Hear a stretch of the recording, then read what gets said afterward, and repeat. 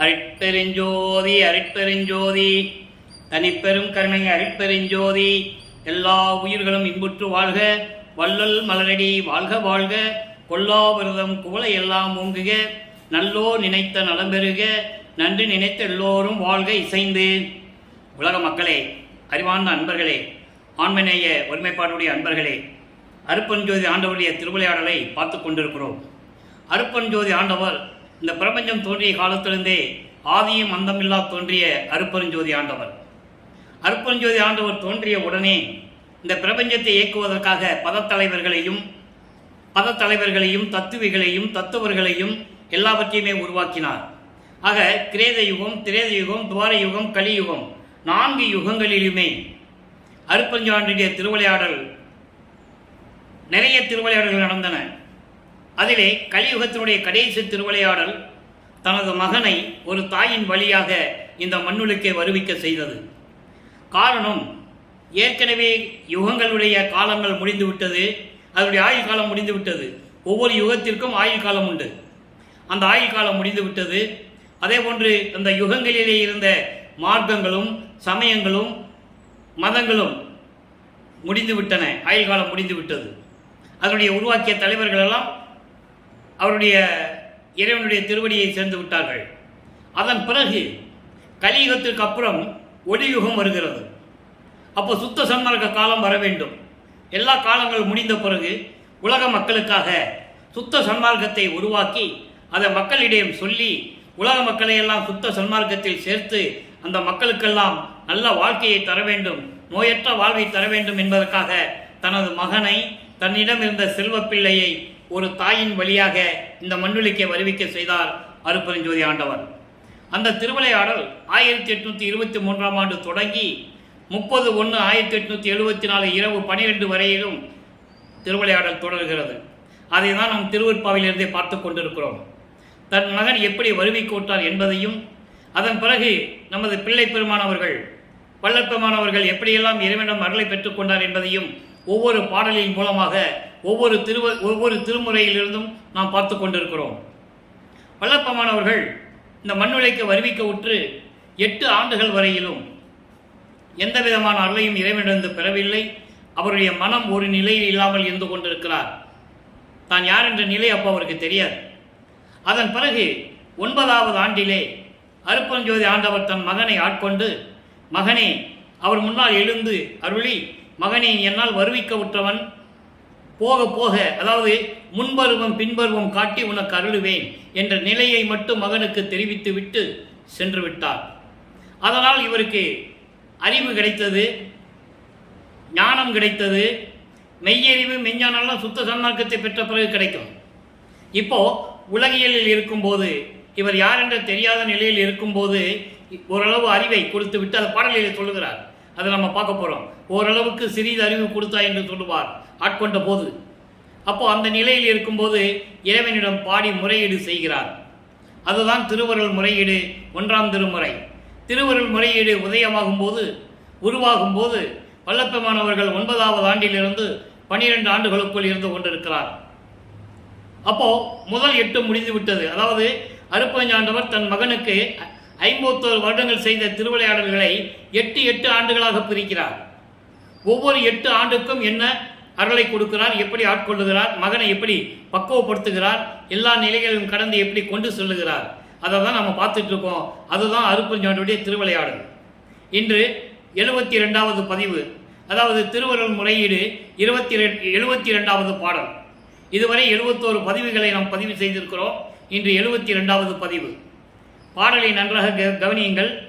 1ஆம் திருமுறை, பதிகம் 6, திருவருள் முறையீடு, பாடல் 72. அண்டம் காணும் அளந்தானும், அண்டம் காண்பவனும் அளந்தானும் காண்டற்கு அறியவா, நின் கண்டம் கண்டாருக்கும் சடைமேல் குறைந்த கலைமதியின் துண்டம் கண்டாருக்கும் பயமுள்ளதோ என சூழ்ந்து அடைந்தேன், தொண்டன் கண்டு ஆள் பல தொண்டன் கண்பால் நின் துணையடிக்கே. பாடல் உங்களுக்கு கஷ்டமாக தான் இருக்கும், ஆனால் பொருள் மிகவும் எளிமையானது. ஏன் திருவருட்பாவை நமக்கு அருளினார்கள், அந்த கான்செப்ட் என்ன, அதன் நோக்கம் என்ன, நீங்கள் புரிஞ்சுக்கணும். இறைவனுடைய திருவிளையாடலை இவர் யார் என்று தெரிந்த பிறகு, இறைவனுடைய திருவிளையாடலை தெரிந்த பிறகு இவர் இறைவன் மகன் அப்போ சொல்ல முடியாது. அந்த நிலையில் இருக்கும்போது சமயங்களும் மதங்களும் மார்க்கங்களும் சூழ்ந்திருந்த காலகட்டங்களில் இவர் எப்படியெல்லாம் சமயங்களை பின்பற்றி கொண்டிருந்தார் என்பதையும், மார்க்கங்களுடைய நெறிகளை எப்படியெல்லாம் பின்பற்றி கொண்டிருந்தார் என்பதையும் உலக மக்களுக்கு தெரிவிக்கிறார். அதன் பிறகு இதில் ஒன்றுமே இல்லை, நான் இருந்து பார்த்துட்டேன், இதில் எந்த விதமான பலனும் உலக மக்களுக்கு இல்லை என்ற நிலை வரும்போது, சுத்த சன்மார்க்கத்தை பெற்ற பிறகு இனிமேல் சுத்த சன்மார்க்கம்தான் இந்த உலகத்தில் இருக்கும் என்ற நிலை வரும்போது உலக மக்களுக்கு தெரிவிப்பதற்காக திருவெட்பாவை நமக்கு அருளி இருக்கிறார்கள். அதை நீங்கள் முதல்ல புரிஞ்சுக்கணும். இப்போ இந்த பாடலை பார்த்துட்டோம். பாடலுடைய பொருள் பாருங்க. அண்டம் கண்டானம். அண்டம் கண்டானம் என்பது படைக்கும் தொழிலை செய்கின்றவன் பிரம்மன். அளந்தான் என்பவன் திருமால். ஒரு அடி மண்ணுக்காக அளந்தான் என்று சொல்லுவார்கள். வாமன அவதாரம். திருமாலுக்கு 10 அவதாரம் கொடுத்ததே அருப்பெருஞ்சோதி ஆண்டவர். திருமாலும் பிரம்மனும் இவர்களும் தானாக உருவாகவில்லை, உருவாக்கியவர் அருப்பெருஞ்சோதி ஆண்டவர் என்பதை திருவெட்பாவிலே நாம் கண்ட உண்மை. அகவலிலே இருக்கிறது, திருவடி புகழ்ச்சியிலே இருக்கிறது. மறையோன் செயல் உலகை காக்கும் அதிகார வாழ்வை ஈந்தருளும் பதம். அதே இது அருப்பாவுக்கு, அதாவது அகவலில் வரும்போது சிருட்டி தலைவரை, சிருட்டி அண்டங்களை அருள் திரள் வகுத்த அருப்பெருஞ்சோதி. இப்படி 5 பதத்தலைவர்களையும், படைத்தல், காத்தல், அழித்தல், அருளல், மறைத்தல், இந்த எத்தனை அழித்தலிலும் 5 தொழில்களையும் படைக்கக்கூடிய பதத்தலைவர்கள் என்று சொல்லுவார். பதத்தலைவர்கள் என்பது இறைவனுடைய திருவடிகளில் இருந்து படைக்கப்பட்டவர்கள், அதான் பதத்தலைவர்கள். அப்படிப்பட்ட தலைவர்களை படைத்ததே அருப்பெருஞ்சோதி தான். உலக மக்களுக்கு யாரும் சொல்லல. அந்த உண்மைகளை திருவெட்பாவிலே வல்லப்பமாக நமக்கு அருளி இருக்கிறார்கள். உலகத்தினுடைய, அதாவது பிரபஞ்சத்தினுடைய உண்மைகள் அத்தனையும் திருவெட்பாவில் இருக்கிறது. திருவெட்பாவை படித்து பார்த்தோம்னா, அதாவது நல்லா பார்த்து அறிவை அதை செலுத்தி மன ஒழுநிலைப்படுத்தி படித்தா எல்லா பொருளும் கிடைக்குங்க. அதற்கு சுத்த சன்மார்க்கத்தில் இருக்க வேண்டும், வல்லற்பமனுடைய தயவும் கருணையும் பெற்றிருக்க வேண்டும். இருந்தால் தான் அது படிக்க முடியும். இல்லை திருவெட்பாவை சும்மா சாதாரணமாக எல்லாம் படிச்சிட முடியாது. 6ஆம் திருமுறை கூட ஓரளவுக்கு படித்து விடலாம். ஆனால் 1லிருந்து 4 திருமுறை வரைக்கும் இறைவனுடைய தயவும் கருணையும் இல்லாமல் இருந்தால் படிக்க முடியாது. இந்த நிலையில் இருக்கும்போது இந்த பாடலுடைய பொருள் பாருங்க. இந்த அண்டம் காண்டான்களுக்காக இவ்வளவு விளக்கம் தர வேண்டியிருக்கு. பிரம்மனும் அளந்தானும். அளந்தான் வந்து திருமால் வாமன அவதாரத்திலே அந்த ஒரு அடி மண்ணுக்காக இடங்கெட்டு அளந்தவன். அப்படி திருமாலும் பிரம்மனும் காண்பதற்கரிய இறைவன். அடிய முடியும் அவங்க பார்க்கவே இல்லை. இதுக்கு நான் நிறைய விளக்கங்கள் 4 வருஷமா நம்ம யூடியூப்ல சொல்லிட்டு இருக்கேன். இருந்தாலும் இன்னைக்கு சொல்ல வேண்டியிருக்கு. நெடுமாலும் பன்றி என நெடுநாள் நேடியும் கண்டறியாத பூங்கலங்கள் சொல்லுவார். அதாவது அப்படிப்பட்ட திருவடிகள் என்று சொல்லுவார். பன்றி உருவம் எடுத்து இறைவனுடைய திருவடியை பார்ப்பதற்காக பாதாளத்துக்கு செல்லுகிறான். இறைவனை திருவடியை பார்க்க முடியவில்லை. கண்ணீர் விட்டு அழுது புலம்பி திரும்பி வருகிறான். அதே போன்று பிரம்மனும் அன்னப்பறவையாக உருவம் எடுத்து மேலே செல்லுகிறான். முடியை பார்ப்பதற்காக பார்க்க முடியவில்லை. இந்த நிலையை திருவெட்பாவிலே பல இடங்களிலே வல்லப்பமானவர்கள் குறிப்பிட்டிருக்கார்கள். நான்முகத்தோனும் திரு நெடுமாலும் நெஞ்ஞானம் என்னும் வான்முக கண் கொண்டு காணாமல் உருமாறியும். மெஞ்ஞானம் உங்களுக்கு கிடையாது. மெஞ்ஞானம் இருந்தால் பார்த்துருப்பாங்க. அதுக்கு தான் நான் இந்த விளக்கம் கொடுத்துருக்கேன். ஞானத்துக்கும் மெஞ்ஞானத்துக்கும் என்ன வித்தியாசன்றதை ஒரு பெரிய விளக்கமே கொடுத்துருக்கிறேன். ஞானம் இருக்கிறவர்கள் இந்த மண்ணுலகிலே பிறந்து அதன் பிறகு இறைவனை பாடி இறைவனை அருளை பெற்றுக்கொண்டு முக்தி அடைந்தவர்கள். அவர்களுக்கு ஞானம் உண்டு. மெஞ்ஞானம் என்பது இறைநிலையை கண்டு, அதாவது முக்காலத்தில் உணரக்கூடிய ஒரு ஞானம், அதான் மெஞ்ஞானம். அப்படிப்பட்ட மெஞ்ஞானம் பிரம்மனுக்கு திருமாலுக்கும் கிடையாது. இல்லாம தான் உருமாறுறாங்க. உருமாறி தேடி போறாங்க, பார்க்க முடியலன்னு சொல்றாரு. அந்த நிலையை இங்க ஒரு வரியில சொல்றாரு. அப்படிப்பட்ட இறைவனை பார்க்க முடியாத இறைவன், பிரம்மனும் திருமாலும் பார்ப்பதற்கரிய இறைவன். அதுக்கப்புறம் சொல்ற, உன்னுடைய விஷம் உண்ட கழுத்தினையும் நின் கண்டம் கண்டார். கண்டம் என்பது பார்க்கடலை கடையும் போது விஷம், அதாவது அந்த அந்த அமுதத்தில் பாம்பு விஷத்தை கக்கிறது. அப்புறம் அந்த அமுதத்தை சாப்பிட்டா தேவர்கள்லாம் இறந்துருவாங்க. அப்போ அரக்கர்களுடைய தீய சக்திகளை அழிக்க முடியாது. அதனால அந்த அமுதத்தை, விஷம் இருந்த அமுதத்தை இவர் உண்டு அந்த கழுத்தை நீட்சி கொண்டார், கழுத்தில் நீட்சி கொண்டார். அந்த கழுத்து கருப்பு நிறமாக மாறிடுச்சு. அதான் கண்டம் கண்டார். அதாவது உண்ட விஷம் உண்ட கழுத்தினையும் சடைமேல் சூடிய பிறை சந்திரனையும் குறைந்த கலைமதின்னு சொல்றாரு. தேய்ந்த சந்திரன் பிறை சந்திரன், பிறை சந்திரனை சடமொழியில் சூழ்ந்தேன் பார்ப்பதற்கு பயம் உள்ளதோ? அப்படி என்ன பயமா இருக்கிறதா? அப்படி நினைச்சுதான் நானும் உன்னை பார்ப்பதற்காக வந்தேன். இந்த தொண்டனை பார்த்து ஆட்கொள்வதற்காக எனது கோடி வணக்கங்களை அன்போடு உனது திருவடிகளுக்கு காணிக்கையாக்குகிறேன். அதான் சொல்றாரு, பல தொண்டன் கண்டாய். அதாவது தண்டனிட்டேன் என்று சொல்லுவார். தண்டனிட்டேன் நெடி அப்படின்னு 6ஆம் திருமுறையில் பாடல் வரும். தண்டன் என்பது வணக்கங்களை சொல்லுவது, இறைவனை போற்றி வணங்குவது. அதே போன்று நான் பல வணக்கங்களை உனக்கு காணிக்கையாக்குகிறேன், விரைவில் வந்து எனக்கு அருள்வாயாக, விரைவில் வந்து எனக்கு அருள்வாயாக என்று சொல்லி முறையீடு செய்கிறார். இதுதான் திருவருள் முறையீடு. சரி, இப்போ திருவருள் முறையீடு செஞ்சாச்சு. இப்போ இறைவனால் வருவிக்க உற்றவன் அப்படி நிலை அவருக்கு தெரியும். நம்ம இறைவனால் வருவிக்க உற்றவன் நிலை தெரியும். ஒரு தாயின் வழியாக வருவிக்க உற்றவன், உபசாரத்தால் பெற்ற தந்தை என்பான் ஒருத்தனுடைய சுக்கில பையிலிருந்து உபசாரத்தால் பெற்ற தந்தை ஒரு தாய் என்பால் ஒருத்தியின் கருவறையிலே சேரும் வரை என்னை காத்தருளினீர் என்று சொல்லுவார். அதன் பிறகு கருவறையிலே என்ன நடந்தது என்று சொல்லுவார். கருவறை இருட்டாக இருக்கும்போது எனக்கு உள்ளே வந்து வெளிச்சம் காட்டினாய், ஒளி காட்டினாய். பசி என்று நினைக்கும் போது எனக்கு அருளமுதம் ஊட்டினாய். உடம்பு புழுக்கமாக இருக்கிறதே, காற்று வரவில்லையே, குகை மாறி இருக்கிறதே, இருள் சூழ்ந்து இருக்கிறதே என்று நினைக்கும் போது எனக்கு தென்றல் காற்று வீசினாய். இப்படியெல்லாம் சொல்லுவார். இதெல்லாம் திருவிளையாடல், இறைவனுடைய திருவிளையாடல். மக்களுக்கு யாருக்கு தெரியாது, சொன்னாதானே தெரியும். யாரும் சொல்லவும் இல்லை. வல்லப்பமானவர்கள் வருவிக்க உற்று 202 ஆண்டுகளாகிவிட்டது. இறைவனுடைய திருவிளையாடல் முடிந்து 152 ஆண்டாகிவிட்டது. யாரும் சொல்லலை. ஆக வல்லப்பமானை பொதுப்படையாக பேசினார்கள். துறவி என்றார்கள், பாடலாசிரியர் என்றார்கள், நூலாசிரியர் என்றார்கள், ஞானி என்றார்கள், விஞ்ஞானி என்றார்கள், மருத்துவர் என்றார்கள். அவர் ஒரு சித்தர் என்று சொன்னார்கள். அவர் இறைவன் என்று யாரும் சொன்னதில்லை. அந்த நிலையில் இருக்கும்போது வல்லப்பமானவர்களுடைய அருள் நிலையை உலக மக்களுக்கு தெரியப்படுத்த வேண்டும். அதில்தான் திருவருட்பாவிலிருந்து ஒவ்வொரு பாடலின் மூலமாக இறைவன் கொடுத்த விளக்கங்களை உங்களுக்கு நான் கூறிக்கொண்டிருக்கிறேன். இதில் என் விளக்கம் ஒரு அளவு கூட கிடையாது, ஒரு துளி கூட கிடையாது. இப்போ 2ஆம் திருமுறை உருவாகிறது. வல்லப்பமானவர்கள் வருவிக்க உற்று 2வது எட்டில் இருந்து கொண்டிருக்கிறார். 16. அப்போ இந்த 16 ஆண்டுகளுக்குள் வருவிக்க உற்று 16 ஆண்டுகளுக்குள் நான் அடிக்கடி சொல்லுவதுண்டு, இன்றும் சொல்லுகிறேன். வல்லப்பமனை பற்றி பேசும்போது யார் பேசினாலும் சரி, தயவு செய்து அவரை வயதை குறிப்பிட்டு பேசாதீர்கள், வேண்டாம். ஏன்னா அவர் ஒவ்வொரு யுகத்திலையும் இருந்தவர். அவர் சுத்த சன்மார்க்கத்தை மக்களிடம் சொல்ல வேண்டும், உலக மக்களுக்கு அந்த அறிவை கொடுக்க வேண்டும் என்பதற்காக வருவிக்க உற்றவர். அவர் ஏற்கனவே பல யுகங்களிலே இறைவனுடைய மகனாக இருந்தவர். பாடலிலே உண்டு, யாரும் மறுக்க முடியாது. திருவருட்பாவிலே அத்தனை உண்மைகளும் புதைந்து கிடக்கின்றன, தூக்கி வெளியே கொண்டு வரணும். இப்போ 2ஆம் திருமுறை உருவாகிறது. பதிகம் 10 அருமையான பதிகம். இது 10 பாடல்கள். அதாவது ஒரு உலகியல் சொல்ல பழமொழியை வைத்து, உலகில் சொன்ன பழமொழிகளை வைத்து இவர் இறைவனை எப்படி முறையீடு செய்கிறார். அதுக்கு தலைப்பே பேர் என்னன்னு தெரியுமா? பழமொழி மேல் வைத்து பரிவு கூறுதல். பழமொழி மேல் வைத்து பரிவு கூறுதல்.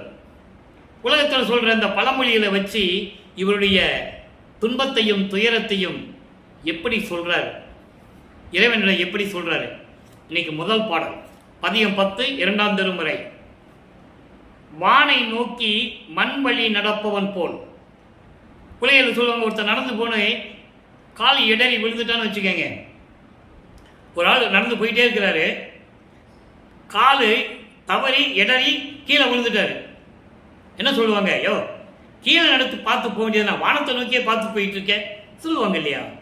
அது போல வானை நோக்கி மண் வழி நடப்பவன் போல் விளங்கும் நின் அருள் வழியிடை நடப்பான். ஊனை நோக்கினான் ஆயினும் அடியேன் உய்யும் வண்ணம் நீ உவந்த அருள்வாய். மானை நோக்கிய நோக்குடை மனையாள் மகிழ மன்றிடை மா நடம்புரிவாய். தேனை நோக்கிய கொன்றையம் சடையோய் திகழும் ஒற்றியூர் தியாக பெருமானே. இப்போ இதில் ஒரு சின்ன விளக்கம் தர வேண்டியிருக்கிறது. வல்லப்பமானவர்கள் வருவிக்க உற்ற ஆண்டிலிருந்து இந்த பிரபஞ்சம் சிவபெருமானை எப்படி சொல்லிட்டு இருந்தது. ஒவ்வொரு ஊருக்கும் ஒரு பேர் இருக்கும். இப்போ மதுரைன்னு எடுத்துக்கிட்டால் சொக்கநாதன், சதுரகிரி எடுத்துக்கிட்டோம்னா மகாலிங்கன்னு சொல்லுவாங்க. அதேமாதிரி அந்த பக்கம் திருநெல்வேலி பக்கம் போனீங்கன்னா சங்கரன் சொல்லுவாங்க. இப்படி ஒவ்வொரு ஊருக்கும் ஒரு பேர் இருக்கு. திருவாரூருக்கு போனால் தியாகராஜன், திருவொற்றியூருக்கு போனால் தியாகராஜன், திருமலை வயலுக்கு போனால் மாசிலாமணி, திருவிழத்தாயத்துக்கு போனால் பிச்சையாண்டி. இப்படி ஒவ்வொரு ஊருக்கும் ஒரு பெயர் வைத்துக் கொண்டிருந்தார்கள்.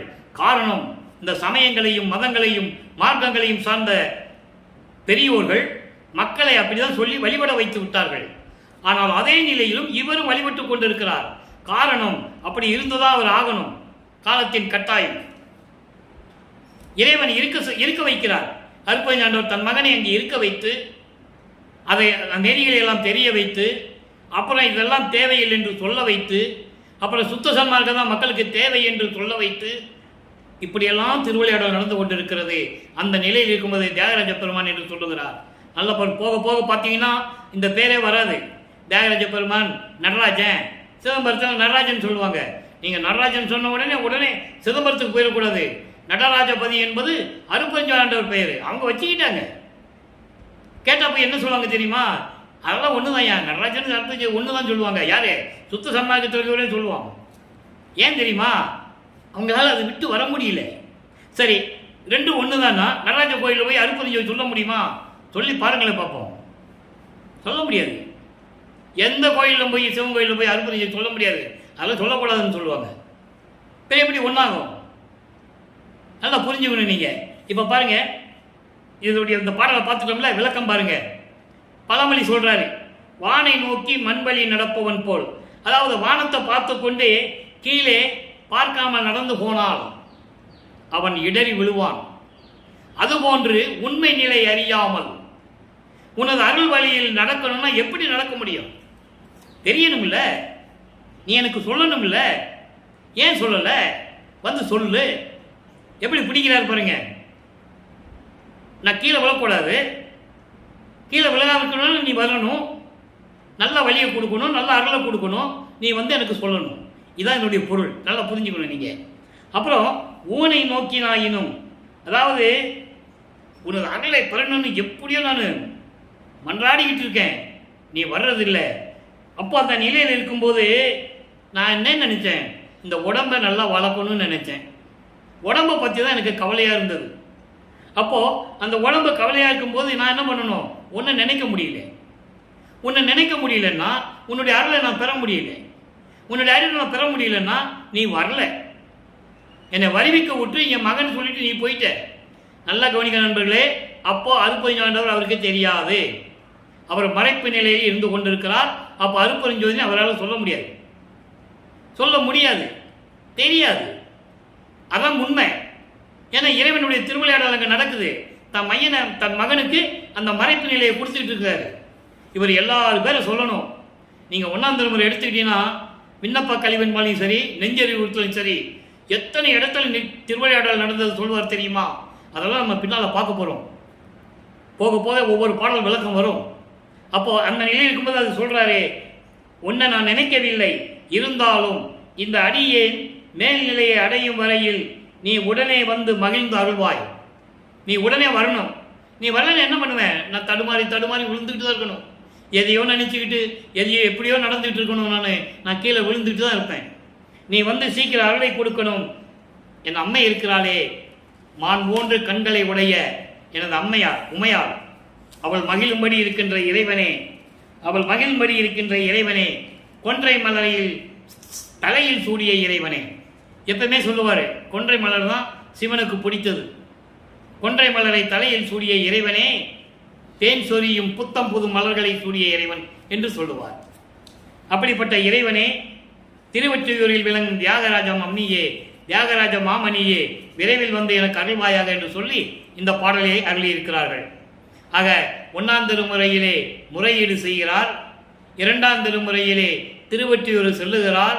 13வது ஆண்டு தொடங்குகிறதப்போ வருவிக்கவுற்று 13வது ஆண்டில் திருவொற்றியூர் செல்லுகிறார். அங்கே இந்த நிலை அவருக்கு ஏற்படுகிறார். பழமொழி வைத்து பழமொழியை சொல்லி ஒரு பாடலை சொல்றார். உலகையில் எப்படி சொல்லுவாங்களோ அதே மாதிரி சொல்லி அந்த பாடலுடைய விளக்கத்தை கொடுக்கிறார். இப்போ பதிகம் 8 திருவிழாத்திரம் 3ஆம் திருமுறை. இப்போ நிலை மாறுது. இப்போ 2ஆம் திருமுறை வரைக்கும் ஒன்றும் நடக்கலை. 3ஆம் திருமுறையில் திருவிழா வியப்பு. அங்கே தியாகராஜ பெருமான் பவனி வருவார்னு சொல்லும்போது இவர் மனநிலை எப்படி இருந்தது உலக மக்களுக்கு சொல்லணும். ஏன்னா படிப்படியாக நிலைகள் மாறுது. ஆண்டுகள் கடந்து ஓடுகிறது, கடந்து போகிறது.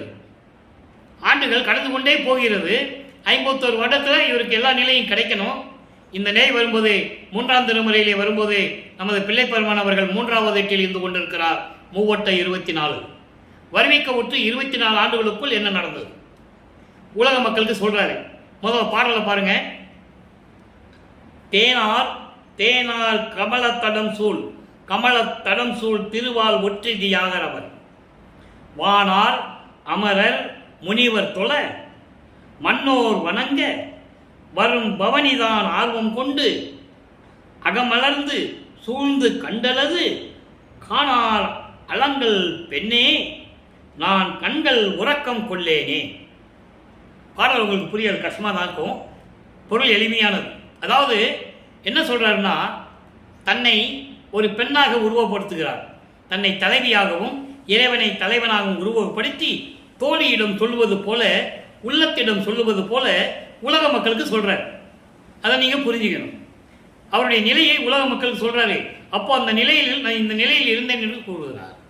எப்படின்னா, தேன் சுரக்கும் செந்தாமரை மலர்கள் சூழ்ந்த செழிப்பாக விளங்கி கொண்டிருக்கின்ற திருவொற்றியூரிலே அருளோடு விளங்கும் இறைவன் தியாகராஜ பெருமான். அவரை வானவர்கள் தேவர்கள், வானவர்கள் என்னன்னா சத்தர்கள் சக்திகள் நாக தேவதைகள், இப்படி எல்லாருமே வானவர்கள். தேவர்கள் என்பது பதத்தலைவர்கள். பிரம்மன், திருமால், ருத்திரன், மகேஸ்வரன், சதாசிவம், இந்திரன் போன்ற பதத்தலைவர்கள். முனிவர்கள் இவர்களெல்லாம் சேர்ந்து வந்து வணங்க. எங்கிருந்து வணங்குறாங்க? அங்கே விண்ணுலகத்திலிருந்து வணங்குறாங்க. அப்படி வணங்க மண்ணுலகத்தில் இருப்பவர்கள் வணங்க. அப்போ விண்ணுலகம் மண்ணுலகம் வணங்கும்படி தியாகராஜ பெருமான் பவனி வருகிறார்.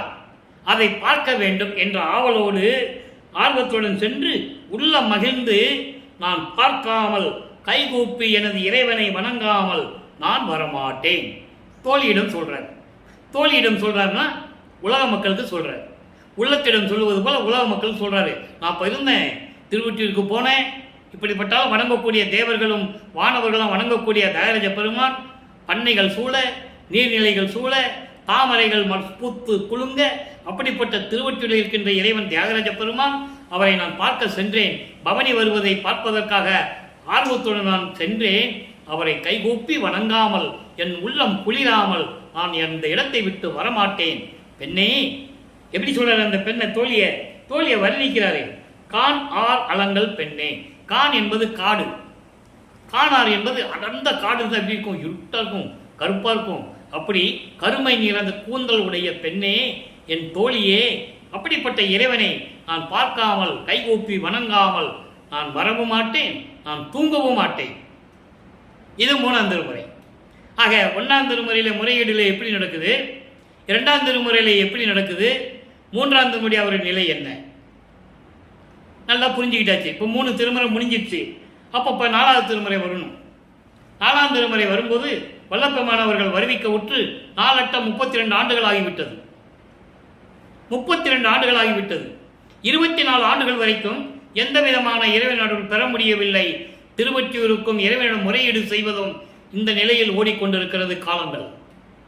அப்போ 4 32 என்பது 25வது ஆண்டிலிருந்து 32 ஆண்டுகளுக்குள் என்ன நடந்தது, இறைவன் எப்படி தோன்றினார், இறைவனிடம் எப்படி அருளை பெற்றார் என்பதை உலக மக்களுக்கு சொல்ல வேண்டும். அதே நிலையில் 27வது ஆண்டில் வருவிக்க உற்று 27வது ஆண்டில் தனக்கோடி அம்மையாரை திருமாங்கல்யம் பூட்டி மோட்ச வீட்டை காட்டி விமோசனத்தை கொடுத்தது. அவரை ஏற்றுக்கொண்டது. மாங்கல்யம் மட்டும்தான் பூட்டினார், தாலி மட்டும்தான் கட்டினார். அதுதான் அவர் செய்ய வேண்டும்.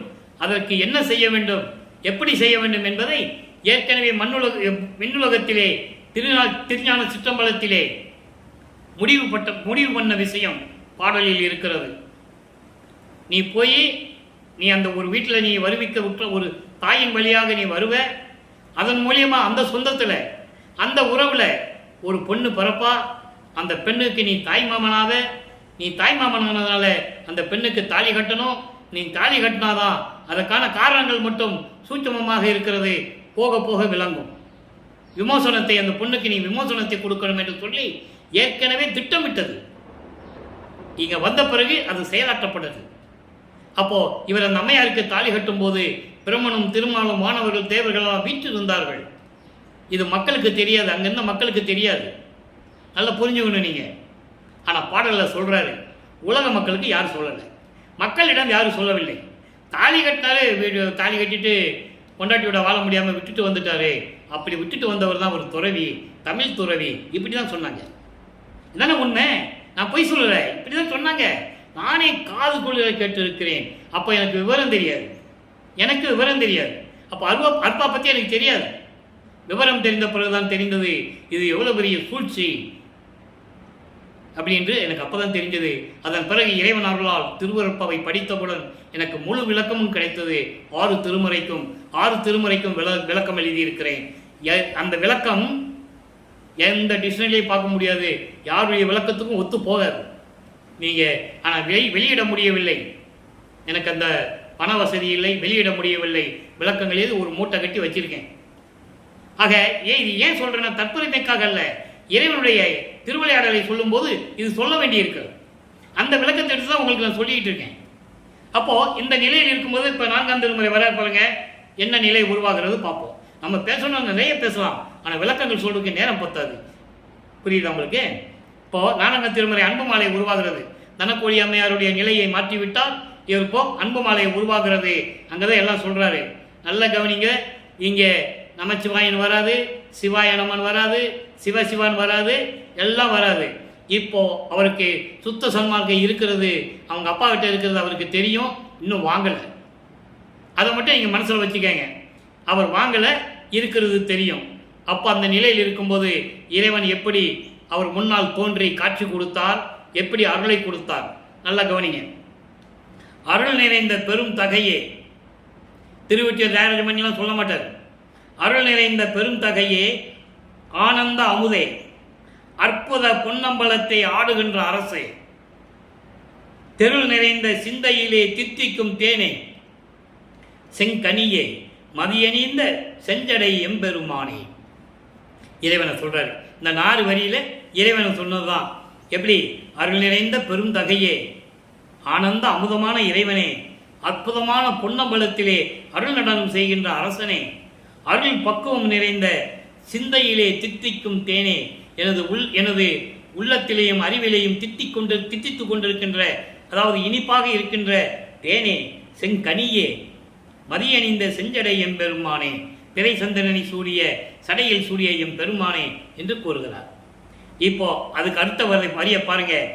மருள் நிறைந்த மனக்கொடியே வஞ்சமெல்லாம் கண்டு. அண்டர்லைன். எப்படி சொல்ற பாருங்க.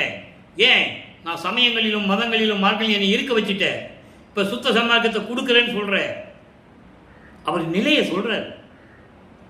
அப்போ அவர் மனசு எப்படி இருந்திருக்கும் அதை சொல்ற. மருள் நிறைந்த மனக்கொடியே, மருள்னா மாயைகளையும் மயக்கங்களையும் உள்ளத்திலே நினைத்து கொண்டிருந்த இந்த வஞ்சகம் நிறைந்த எனக்கு எல்லாம் கண்டு, எல்லாம் பார்த்து மகிழ்ந்து இனிய வாழ்வளித்த மா கருணை கடலே. அப்படின்னு என்ன அர்த்தம்? எல்லாவற்றையும் நீக்கி, நான் சமயங்களிலும் மதங்களிலும் மார்க்கங்களில் இருக்கும்போது ஏற்பட்ட இந்த மாயைகள், மயக்கங்கள், வருத்தங்கள், துன்பங்கள், துயரங்கள் எல்லாவற்றையும் நீக்கி உள்ளம் மகிழ்ந்து எனக்கு வாழ்வளித்த மா கருணை கடலே, கடல் போன்று கருணை உள்ளம் கொண்ட இறைவனே என்று சொல்லுகிறார். என்னை ஆட்கொண்டதை சொல்லுகிறார். அதுக்கப்புறம் பாருங்க, இருள் நிறைந்த மயக்கம் இன்னும் தீர்த்து அண்டர்லைன். அப்போ இன்னும் கொஞ்சம் இருக்கு அப்படின்னு என்ன அர்த்தம்? இன்னும் சுத்த சன்மார்க்கத்தை பெறல, சுத்த சன்மார்க்கத்தை கொடுத்தாதான் இன்னும் அது மிச்சம் மீதியெல்லாம் போகணும்.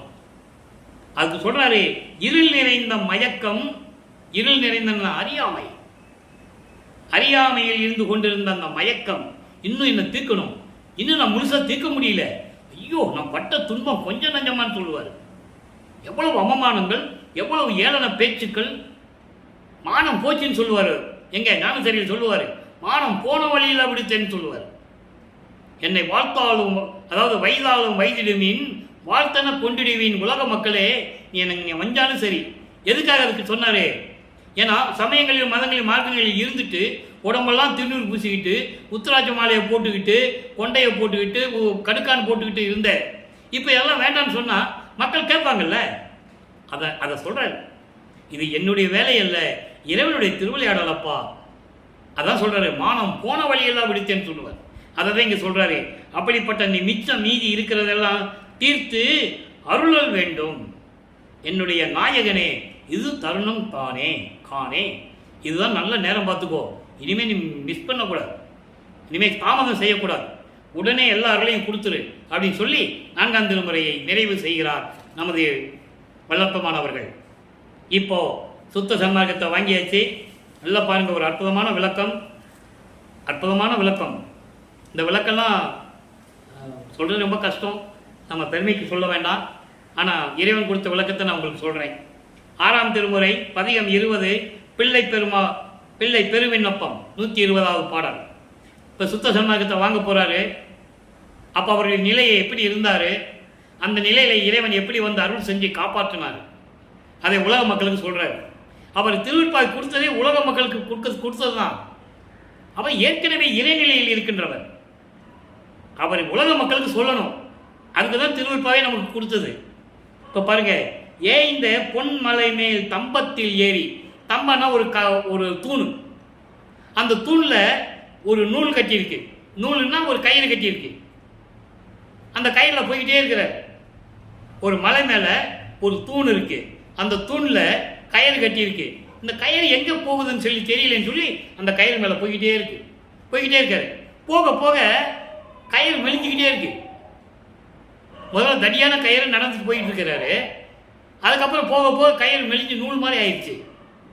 அப்போ ஐயோ நீ போக முடியலையே, போக தெரியலேன்னு சொல்லும்போது அந்த பாடல் வரி பாருங்க. தேய்ந்த போது கம்பத்தில் ஏறி ஏகவும் நுணுகி, தேய்ந்த போது அடியேன் பயந்த வெம்பயத்தை தீர்த்து மேல் ஏற்றிய திறத்தை வாய்ந்து உள்ளே கருதி மலையென பனைத்தே மனம் களிப்புற்று மெய்யின்பம் தோய்ந்து நின்றாடி சுழன்றதும் இந்நாள். அதெல்லாம் சொல்லிட்டாரு. சொல்லிட்டு இந்நாள் சுழல்வதும் திருவுள்ளம் அறியுமே, திருவுள்ளம் அறியுமேன்னு சொல்றாரு. இங்க விளக்கம் என்ன? அருமையான விளக்கம் பாருங்க. அதாவது மாயைகளும் மயக்கங்களும் போன்ற தடைகளை நீக்கினாய், அதையெல்லாம் நீக்கி வா மகனை என்று சொன்னாய். நானும் எல்லா நிலைகளையும் கடந்து நான் போய்கிட்டே இருக்கேன். உலக மக்கள்கிட்ட சொல்றாரு, உலக மக்களே என் தந்தை என் முன் அருளி எனக்கு என்னை ஆட்கொண்டு மகனே உன்னுடைய மாயைகளையும் மயக்கங்களையும் மலங்களையும் நீக்கிவிட்டேன், நீ மேலே சிவஞான வெளிக்கு வா என்று சொல்லி சென்று விட்டார். நானும் தந்தை சொல்லிவிட்டாரே என்று சொல்லி நான் போய்கொண்டே இருக்கிறேன். வானத்தில் போயிட்டே இருக்கேன். போயிட்டு இருக்கும்போது ஒரு நிலைக்கு வரும்போது அதுக்கு மேலே போக எனக்கு தெரியல. எவ்வளோ அற்புதமாக சொல்கிறேன் பாருங்க.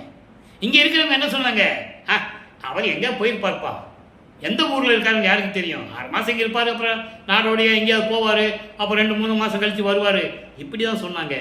உங்களுக்கே தெரியும், இதுதான் உண்மை, நான் போய் சொல்லலை. ஆனால் அவர் என்ன சொல்கிறார் பாருங்க, இதை மக்கள்கிட்ட யாரும் சொல்லலை. அவர் என்ன சொல்கிறாரு, இப்படி இருந்தது, இப்படி எல்லாவற்றையும் நீக்கி எல்லா நிலைகளையும் கடந்து நான் போய்கிட்டு இருக்கேன். அப்போது அவர் தத்துவங்களை கடக்கவில்லை, அந்தங்களை கடக்கவில்லை. நல்லா புரிஞ்சுக்கணும். சுத்த சன்மார்க்கத்தை வாங்கிட்டாரு, அப்பா சொல்லிட்டாரு வா மகனே அப்படின்னு சொல்லிட்டாரு. இவர் சுத்த சிவஞான வெளிக்கு போகணும். அப்போ தத்துவங்களையும் அந்தங்களையும் கடக்கணும். அப்போ அந்த நிலை தெரியாதுன்னு சொல்லி திகைச்சிட்டு இருக்காரு. பாதி வெளியில போயிட்டு வானத்தில் நிற்கிறார். சென்ற போது எல்லா நிலைகளையும் கடந்து நான் சென்ற போது போக போக வழி தெரியாது நின்ற போது நீ எப்படி போறதுன்னு தெரியலையே சொல்லி அப்பாவை கூப்பிடுறாரு. அருப்பெருஞ்சோதியை என் பப்பாவே பாப்பாங்க, நீ வாட்டுக்கு உன் மகனை வர சொன்ன, நான் வந்துக்கிட்டு இருக்கேன், வர்ற வழியில் இப்படி சிக்கலெல்லாம் இருக்கு, நீங்கள் உதாரணத்துக்கு சொல்கிறேன், சினிமாவில் பார்த்துருப்பீங்க, யாராவது ஒரு ஆள் வானத்தில் போயிட்டு இருப்பார், இடையில ஒரு அரக்கன் வந்து தடுப்பான். புராணங்களில் உண்டுல்ல, அதே மாதிரி இவர் போயிட்டு இருக்காரு. போகும்போது எந்த தடை கிடையாது, யார் எந்த அரக்கனும் யாரும் தடையே கிடையாது. அவங்களுக்கெல்லாம் தெரியும் இறைவன் போயிட்டு இருக்காருன்னு தெரியும். ஆனால் ஒரு வழி, ஒரு இடத்துக்கு போகும்போது திருப்பி போக முடியாமல் நிற்கிறார். அப்போது அந்த அடியேன், இந்த அடியேன் பயந்த அந்த கொடிய பயத்தை நீக்கி, ஐயோ போக முடியலையே, இனிமேல் பின்னாலேயும் வர முடியாது, கீழேயும் வர முடியாது, அங்கேயும் போக முடியாமல் நின்றுட்டு இருக்கிறாரு.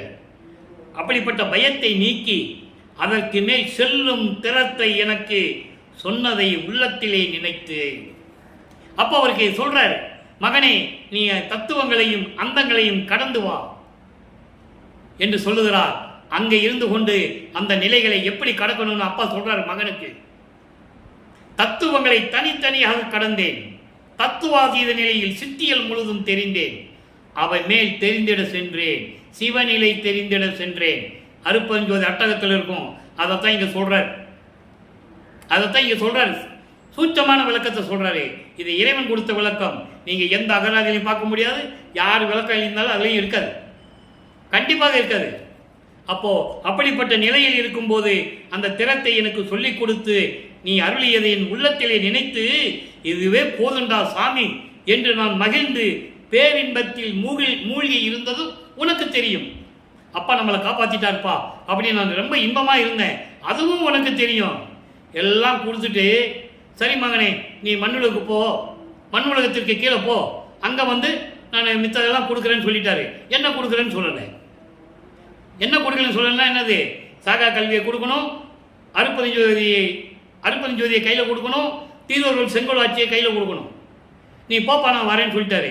இவர் அப்பாவை நம்பி வந்துட்டார். வந்த உடனே இங்கே இருக்கிறவங்கன்னு சொல்லிட்டாங்க, எங்கேயோ போனவர் வந்துட்டாரு.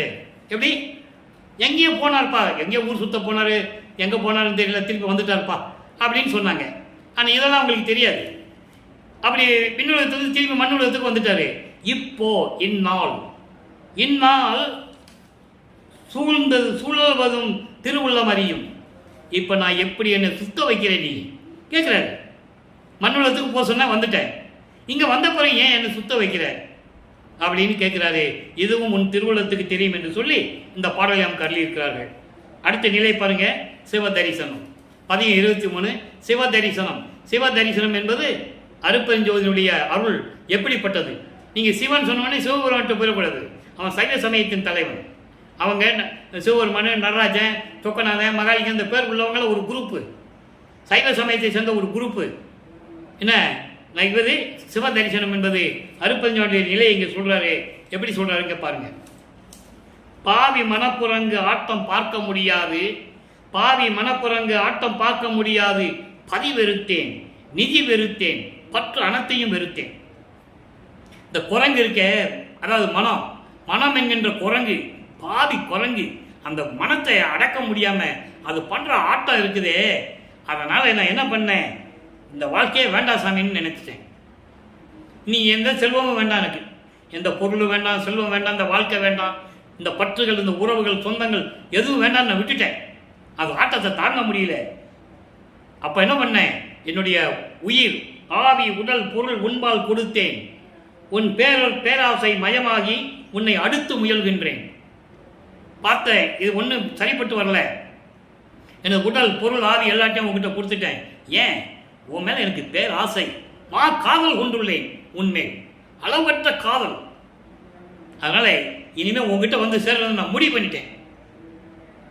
கூவி என்னை ஆட்கொள்ள நினையாயோ, கூவி என்னை ஆட்கொள்ள நினையாயோ என்ன அர்த்தம், மகனே என்று அழைத்து என்னை ஆட்கொள்ள வேண்டாமா, நீ நினைக்க வேண்டாமா, உன்னால் வருவி கூட்டு எவ்வளவு துன்பங்களை அனுபவித்து விட்டேன், போதுண்டா சுவாமி, வாய் அப்பனே, பாப்பா நீ இப்படி கூப்பிடுறாரு. எவ்வளவு அருமையான பாடல் தெரியுமா அது. வா மகனை என்று சொல்லி என்னை ஆட்கொள்ள மாட்டாயா, நினைக்க கூட மாட்டாயா, எனது குறிப்பு அறியே, உன்னை என்ன உன் உள்ளத்தில் என்னதான் நினைச்சிட்டு இருக்க, ஒன்றுமே எனக்கு தெரியல. நீ வாட்டுக்கு திரும்பி மண் உலகத்துக்கு போக சொன்ன, வந்துட்டேன். இப்போ வந்த பிறகு என்னை அலைய வைக்கிற, வந்து மகனேன்னு சொல்லி என்னை அழைத்து அருளை கொடுத்தா என்ன குறைஞ்சிடுவேன். அடுத்த பாடலில் இருக்காது, நம்ம பார்க்க போகிறோம். அவ்வளோ அற்புதமான உரையாடலாம் நடக்கும். அப்பாவுக்கும் பிள்ளைக்கும். சொல்ல சொல்ல மனம் அப்படி சந்தோஷமா இருக்கும். பற்பலகால் கூவி இழைக்கின்றேன். உன்னை கூப்பிட்டு கூப்பிட்டு அழுத்து போயிட்டப்பா, உள்ள சோர்ந்து போச்சு, இனிமே என்னால் கத்த முடியாது. அடுத்து சொல்றாரு பாருங்க, சிவகாமி வள்ளி திருமணம் மகிழும் மணவாளா. சிவகாமி என் தாய், சிவகாமி வள்ளி மகிழக்கூடிய அவருடைய கணவனே, விரைவில் வந்து எனக்கு அருள்வாயாக. தெருள் நிலை வானமுதளிக்கும் தருணம் இதே. அருள் பக்குவத்தையும் அருட்பெருஞ்சோதியையும் கொடுக்க வேண்டிய நேரம் வந்து விட்டது. அதான் வானமுது என்று சொல்லுகிறார். வானமுது என்றால் அருட்பெருஞ்சோதி. அருட்பெருஞ்சோதியை கொடுக்கறதுக்கு நேரம் வந்துச்சு, சீக்கிரம் வா வா வான்னு கூப்பிடுறேன். அடுத்து வாதனை கழிவு ஒரு பதிகம் 24. அடுத்த பதிகத்தில் இதுக்கெல்லாம் பதில் அங்கே கிடைக்கும். அருட்பெருஞ்சோதி கொடுக்க வான்னு கூப்பிட்டாங்களே, நீ மண் உலகத்துக்கு திருப்பி போ சொன்ன வந்துட்டேன்னு சொன்னார்ல, அதுக்கு பதில் இங்கே கிடைக்கும் வாதனை கழிவில். நல்லா பாருங்க, பாடல் நம்பர் 4. திகைப்பார் திகைக்க நான் சிறிதும் திகையேன். என்னை பார்த்து எல்லாருமே திகைச்சிட்டு நிற்கிறான். யார் இவன்? கொஞ்ச நாள் இங்கே இருக்கிறாப்புல, கொஞ்ச நாள் எங்கேயா போயிடுறாப்புல, திரும்பி வர்றதில்லை. எல்லாரும் திகைத்து கொண்டிருக்கிறார்கள் என்னை பார்த்து. நான் திகைக்க மாட்டேன், சிறிதும் திகையேன் என நின் திருவடிக்கே வகை பாமாலை சூட்டுகின்றேன். உன் திருவடிக்கு தானே நான் விண்ணப்பம் வைக்கிறேன், உன்னை பற்றி பாடுறேன். மற்றவங்களாம் என்னை பார்த்து திகைச்சிக்கிட்டு இருக்கான், நான் திகைக்க மாட்டேன். மற்ற ஒன்று அறியேன், வேற ஒன்று எனக்கு தெரியாது. சிறியருக்கு தகைப்பாரிடை. நான் சொன்னேன்ல, அதுக்கு விளக்கம் பாருங்க. அங்கே விண்ணுலகத்தில் இருந்தவர் போ சொல்லிட்டாரு. பாடாமகனை சொல்லிட்டு போனவர் பாதி வழியில் போக தெரியாமல் முடிச்சுக்கிட்டு இருக்கும்போது திருப்பி வந்து இது இப்படியெல்லாம் வான்னு சொல்லி காட்டி அவர் போயிட்டாரு. போன பிறகு திருப்பி நீ மண்ணுலகத்துக்கு போன்னு சொல்லிட்டாரு. ஏன் நீ இவரை கேட்க முடியல. ஸோ ஏதோ போ சொன்னாருன்ட்டு வந்தார் இவர். அதுக்கப்புறம் தான் இங்கே அருட்பெருஞ்சோதியை கேட்குறாரு. அருட்பெருஞ்சோதியை கேட்குறாரு, தகைப்பாரிடை. பாரிடை என்பது இந்த மண்ணுலகத்திலே இப்போ நீ சீக்கிரம் வா. எல்லாம் என்னை பார்த்து திகைச்சிட்டு இருக்கான், நான் திகைக்க மாட்டேன். எனக்கு தெரியும் உன் திருவடிக்கு தான் நான் விண்ணப்பம் வச்சிட்டு இருக்கேன்னு. அதனால் நீங்கள் வந்து தகைப்பாரிடையே தருணத்தை தாராயினிலோ. இப்போ நீ மண்ணுலகத்துக்கு வந்து எனக்கு அருட்பெருஞ்சோதியை நீ கொடுக்கலன்னா பிறரெல்லாம் நகைப்பார் நகைக்க. எல்லாம் என்னை பார்த்து சிரிப்பாங்கய்யா. நீ என்னமா அப்பா அப்பான்னு சுட்டிக்கிட்டு இருந்த, நீ என்னமா அவருடைய மகன் சொல்லிக்கிட்டு இருக்க, நடுத்துறையில் நின்றுட்டு இருக்கேன்னு பார்த்து சிரிக்க மாட்டான். சீக்கிரமா நகைப்பால் நகைக்க உடம்பினை வைத்திருத்தல் அழகோ. அப்படி இருக்கும்போது உன்னால் வரிவுக்கு விட்டிருந்த மனித உடம்பு இருக்கே, இது தேவையா எனக்கு? இது எனக்கு தேவையா? நாயகனே, என்னுடைய தந்தையை அருட்பெருஞ்சோதியே விரைவில் வந்து எனக்கு அருள்வாயகன் சொல்லி இந்த வாதனை கல்வியில் சொல்றாரு. சொல்லிட்டாரா? இப்போ எல்லாத்துக்கும் பதில் வேணும். தனித்திரளங்கள் பதிகம் 110 157வது பாடல் 24வது பதிகத்தில் இருக்கின்ற வாதனை கழிவு. இப்படியெல்லாம் வரலன்னா என்னை பார்த்து சிரிக்க மாட்டானா? இதெல்லாம் நல்லதா? நான் உன் மகன் அல்லவா தெருவில் நிற்க வச்சுட்டியே அப்படின்னு சொல்லும்போது அதுக்கு பதில் வேணும்ல. 110வது பதிகம் தனித்திரளங்களில் பாட்டு இருக்கு, அதுக்கு பதில் 157வது பாடல். நல்லா கவனிக்கணும். எப்படி சொல்றாரு? சுத்த சன்மார்க்க மக்கள்கிட்ட சொல்றாரு, சுத்த சன்மார்க்க மக்கள்கிட்ட சொல்றாரு, உலக மக்கள்கிட்ட சொல்றாரு. சன்மார்க்க சங்கத்தில் சிற்றடியேன் உமது தாழ் வணங்கி சாட்டுகின்றேன். ஒரு இறைவன் வந்து எப்படி மனநிலை இருந்தால் அப்படி சொல்லியிருப்பாரு. யோசனை பண்ணி பாருங்க. கடவுளும் தெரியும் அவருக்கு. ஆனால் சங்கத்தின் ஆள்கிட்ட சாதுக்கள் கிட்ட தாழ் வணங்கி வணங்குகிறேன் என்று சொல்லுகிறார். உலக மக்கள் இதை பார்க்கணும்னு சொல்றாரு. நல்லா கவனிக்கணும். நீங்க தயவினோடும் கேட்பீர். தயவோடு இதை நீங்க கேளுங்க. என் மார்க்கத்து என்னை உமக்குள் ஒருவன் என கொள்வீர். என் மார்க்கத்துக்கு உமை என்னை ஒருவன் என கொள்வீர். உமக்குள், உங்களுக்குள்ள நான் ஒருவன் நீங்க நினைச்சுக்கணும். சுத்த சன்மார்க்கத்தில் நான் இருக்கேன். இந்த சுத்த சன்மார்க்கத்தில் நீங்க எல்லாம் வரணும். நல்லா கேளுங்க உலக மக்களே, உங்களெல்லாம் என்ன ஒன்றா ஒருத்தனா நினைச்சுக்கங்கன்ற. எல்லாம் செய்யவல்ல நமது இறைவனையே தொழுவீர். எல்லாம் செய்யவல்ல அருள் திறமை கொண்ட அருட்பெருஞ்சோதியை நீங்கள் வணங்க வேண்டும். சமயங்களும் மதங்களும் மார்க்கங்களும் நமக்கு தேவையில்லை. அதெல்லாம் சிற்றின்பம். பேரின்பத்திற்கு வாருங்கள். இறைவனுடைய திருவடியை நீங்கள் பற்றி கொள்ளலாம். அதான் அதுக்கு பொருள். எல்லாம் செய்யவல்ல நமது இறைவனையே தொழுவீர் புன்மார்க்கத்தவர் போலே. தெளிவாக சொல்றார். புன்மார்க்கம், சமயம், மதம், மார்க்கங்கள் இதெல்லாம் புன்மார்க்கம். துன்பங்களையும் துயரங்களையும் வேறுபாடுகளையும் முரண்பாடுகளையும் கொண்ட மார்க்கம். ஒரு இறைவனையே பல பெயர்களிலே வைத்துக் கொண்டிருக்கிற மார்க்கம், பல உருவங்களை வழங்கி கொண்டிருக்கின்ற மார்க்கம். இதெல்லாம் உங்களுக்கு தேவையில்லை, இதனால் நீங்கள் சண்டையிட்டு மடிந்து கொண்டிருக்கிறீர்கள் என்று ஒரு பாடலிலே சொல்லுவார். அந்த விளக்கெல்லாம் நம்ம பின்னால் பார்க்க போறோம். இதான் ஆரம்பம். அப்போ புன்மார்க்கத்தை போல அவங்களைப் போல வேறு சில புகன்று புந்தி மயங்க அடையாதே. உங்க புத்தியை கடன் கொடுக்காதீங்க, மயங்காதீங்க, மாயைகளை பார்த்து மயங்காதீங்க. ஒவ்வொரு மதத்துக்கும் ஒரு கடவுளை உருவாக்கி வழிபட்டுக்கிட்டு இருக்கான், சண்டை போட்டுக்கிட்டு இருக்கான். ஏன் மதம் பெரியது, ஓ மதம் பெரியது, ஏன் சமயம் பெரியது, உன்னுடைய சமயம் பெரியது, ஏன் மார்க்கம் பெரியது, உன்னுடைய மார்க்கம் பெரியது என்று சொல்லி சண்டையிட்டு கொண்டிருக்கிறார்கள். அவங்க கிட்ட போய் சிக்கி பலியாடாக விடாதீர்கள். பலியாடா மாறிடாதீங்க, அறிவை கடன் கொடுத்துடாதீங்க, மயங்காதீங்க.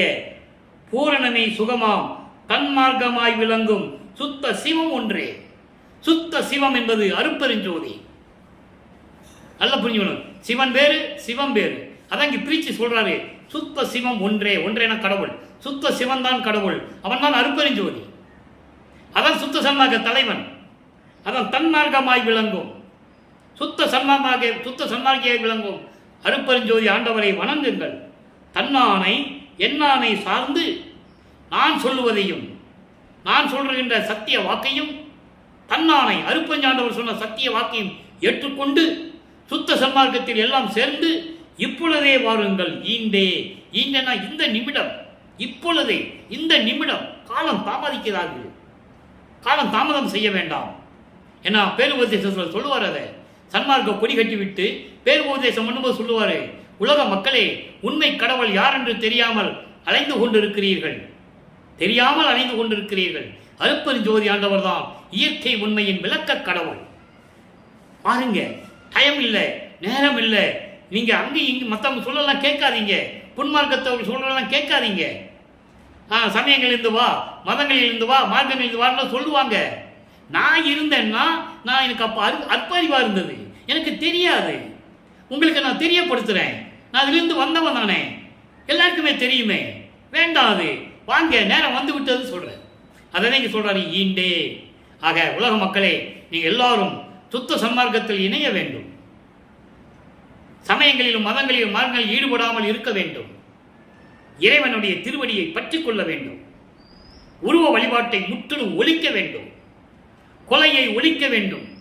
உயிர்களை கொலை செய்வதை, கொலை செஞ்ச அந்த பிண்டத்தை, அந்த பிணத்தை திங்கக்கூடாது. நாரும் 2 மணி நேரம் வெளியே வைங்களேன், நாத்தம் அடிக்கும். அது திங்கணுமா நம்ம? எதுக்கு? வேண்டாம்.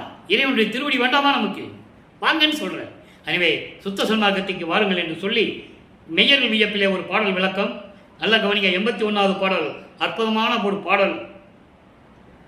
சின்ன வயது தொடங்கி என்னை காக்கும் தெய்வமே, சின்ன வயது தொடங்கி என்னை வருவிக்க விட்டதிலிருந்து என்னை காத்து கொண்டிருக்கின்ற இறைவனே, உன்னால் வருவிக்க விட்டவன், அந்த நிலையில் காத்து கொண்டிருக்கின்ற இறைவனே, இந்த மகன் மயங்கும் போதெல்லாம், சமயங்களிலும் மதங்களிலும் மரணம் இருந்தபோது மயங்கும் போதெல்லாம் அந்த மயக்கம் தீர்க்கும் தெய்வமே, அருட்பெருஞ்சோதியே, என்னை அவத்தை கடல் நின்று இங்கன் எடுத்த தெய்வமே. இங்கன் என்பது இந்த மண்ணுலகம். மண்ணுலகம் சொல்லும் போதே அப்ப அங்கன்னும் இருக்கணும்ல, அங்கன்னு ஒன்று இருக்கணும்ல. அது என்னது? விண்ணுலகம். அப்ப விண்ணுலகத்தில் இருந்தவர் ஒவ்வொரு யுகத்திலையும் இருந்தவர் என்பதை சொல்லுகிறார். அவத்தை கடல் பிறப்பு இறப்பை நீக்கியது. 7 கடல் அவத்தை விட்டு நீங்கினேன் மேல்நிலை ஊழிதோறும் ஊழியும் உயிர் தலைத்து ஓங்கினான். ஊழிதோறும் ஊழி என்பது ஒவ்வொரு யுகத்திலையும் இருந்தேன் என்று சொல்லுகிறார். அதான் இங்க சொல்றாரு, அவத்தை கடல் விட்டு நின்று இந்த மண்ணுலகிலே என்னை எடுத்து காத்த தெய்வமே, எல்லா நலமும் தரும் இன்னமுதம் கொடுத்த தெய்வமே, சுத்த சன்மார்க்கத்தை கொடுத்த தெய்வமே. சுத்த சன்மார்க்கத்தில் இருந்தாதான் எல்லாம் கிடைக்கும்னு சொல்றாரு. அதான் எல்லாம் தரும் இன்னமுதம் கொடுத்த தெய்வமே, எல்லாருடையும் கொடுக்கக்கூடிய சுத்த சன்மார்க்கத்தில் இருந்தால்தான் இறைவன் அவர்களை முழுமையாக பெற முடியும் என்ற நிலையை கூறுகிறார். இறுதியாக ஒரே ஒரு விளக்கம். அம்பலவாணர் வருகை 49 50வது பாடல் 113வது பதிகம். உண்டு உடுத்தி இன்னும் உழல மாட்டேன், இனி மண்ணுலகத்தை வரிக்க விட்டு என்னை துணியை கட்ட வச்சு, இவர் உடம்பு இல்லை, இவர் சுத்த தேகம், பிறவன தேகம், ஞான தேகம் உடையவர். இவர் துணியும் கட்ட முடியாது, ஆனால் கட்டுற மாதிரி உலக மக்கத்தில் நடிச்சு காட்டிட்டு இருக்காரு. அதான் வேஷம் மட்டும் போடணும்னு சொல்லுவார். மகன்கிட்ட. இதெல்லாம் விண்ணுலகத்தில் நடந்த சமாச்சாரம், உரையாடல், திருவிளையாடல் இருக்கு. அதாவது அருப்பஞ்சோடி திருவிளையாடல் சொல்லும்போது திருவள்ளுவர் பாடல் இருக்கு. அதை ஏற்கனவே சொல்லியிருக்கேன். ஆக இனிமே பாரு, நீ சொல்றபடியெல்லாம் உடுப்பு உடிச்சுக்கிட்டு நான் சாப்பிட்டு மாதிரி நடிச்சுக்கிட்டு நாடகம் பண்ணிட்டு நான் இருக்க மாட்டேன். அமுது உண்டி விரும்பினேன், உன்னுடைய அருள் அமுது உண்டு வாழ்ந்தவன் நான். வா சீக்கிரம் வா, மண்ணுலகத்துக்கு வான் கூப்பிடுறாரு. உண்டி தரவாரி, உண்டி என்பது என்ன? அருள் அமுது. நான் பசித்த போதெல்லாம் தான் பசித்ததாகி நல் உணவு கொடுத்து அப்படின்னு சொல்லுவார். நல் உணவன் என்ன? அருள் அமுதம். உண்ணுதோறும் இங்கே உண்ணுதோறும் என்பது நினைக்கும் போதெல்லாம், உன்னை நினைக்கும் போதெல்லாம் உள்ளே இனிக்கின்ற உத்தமரே, உன்னை நினைக்கும் போதெல்லாம் என் உள்ளத்தில் இனித்துக் கொண்டிருக்கின்ற உத்தமமான இறைவனே, சுத்த சன்மார்க்க தலைவனே, இங்கு வாரி. நான் இனிமே அங்கே மேலே வரமாட்டேன், நான் அங்கெல்லாம் வர முடியாது, நீங்க வா. நல்லா கவனிக்கணும். நீங்க இங்குன்னு 1000 இடத்துல சொல்லுவார் வல்லற்பமானவர். மண்ணுலகத்துக்கு நீ வா, நான் வர முடியாது. உற்ற துணையானீர் வாரி, எனக்கு துணையாக இருக்கின்ற இறைவனை விரைவில் வந்து எனக்கு அருள்பாயாக என்று சொல்லி இந்த பாடலை நாம் கருளியிருக்கிறார்கள். ஆக மக்களே, இன்று நாம் இறைவனுடைய திருவிளையாடலை பார்த்தோம். பதிவு 72 இன்று இறைவனுடைய திருவிளையாடல் எப்படியெல்லாம் நடந்தது என்பதை பார்த்தோம். இன்னும் நிறைய இருக்கிறது. 3 ஆண்டுகள் குறைந்ததோ 3 ஆண்டுகளாவது சொல்ல வேண்டும். எனவே தொடர்ந்து இந்த பதிவை பாருங்கள், இறைவனுடைய அருளை பெறுங்கள் என்று கூறி, நீங்கள் எல்லாம் சுத்த சன்மார்க்கத்தில் இருந்து கொண்டு தீப வழிபாட்டை மேற்கொண்டு அருட்பெருஞ்சோதி தனிப்பெருங்கனை அருட்பெருஞ்சோதி மகாமந்திரத்தை உச்சரித்து உயிர்களை கொலை செய்வதை நிறுத்தி, மாமிச உணவுகளை சாப்பிடுவதை நிறுத்தி, மண் அகல் விளக்கிலே தீபமேற்றி தீபத்து முன்னால் அமர்ந்து கொண்டு மகாமந்திரத்தை கூறுங்கள். இறைவன் நிச்சயமாக சத்தியமாக எல்லாரையும் உங்களுக்கு கொடுப்பார் என்று கூறி, நீங்கள்லாம் வாழ்வாங்க வாழ வேண்டும், இறைவனுடைய அருளை பெற்றுக்கொண்டு வாழ வேண்டும் என்று இறைவன் தயவோடையும் கருணையை வாழ்த்தி இந்த வள்ளலார் ஊழியன் விடைபெறுகிறேன். மீண்டும் நாளை சந்திப்போம். நன்றி, வணக்கம். அருட்பெருஞ்சோதி தனிப்பெரும் கருணை அருட்பெருஞ்சோதி. மீண்டும் நாளை அருட்பெருஞ்சோதி ஆண்டவருடைய திருவிளையாடல் தொடரும்.